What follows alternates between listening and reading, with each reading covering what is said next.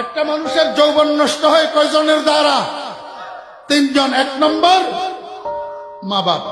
মা বাপে কেমনে যৌবন নষ্ট করে এই কথাটা বুঝার জন্য আপনাদেরকে আরেকটা জিনিস বুঝতে হবে। সেটা কি?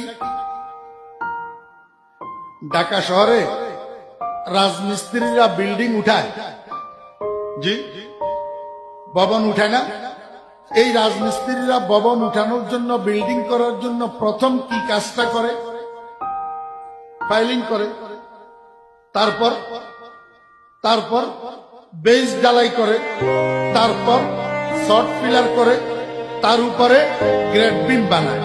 এই গ্রেড বিম পর্যন্ত এটা হইল গোটা বিল্ডিং এর ফাউন্ডেশন, গোটা বিল্ডিং এর। এরপর যখন রাজমিস্ত্রিরা মনস্থ করে গ্রেড বিমের উপরে দেওয়াল উঠাবে, কি করবে? দেওয়াল উঠাবে। তো দেওয়াল উঠানোর শুরুতে গোটা গ্রেড বিমের উপরে ইটা দিয়া রাজমিস্ত্রিরা একটা গাঁথুনি গাঁথে, একটা গাঁথুনি গাঁথে। এই প্রথম গাঁথুনিটা হলো গোটা দেওয়ালের ফাউন্ডেশন, গোটা দেওয়ালের ফাউন্ডেশন।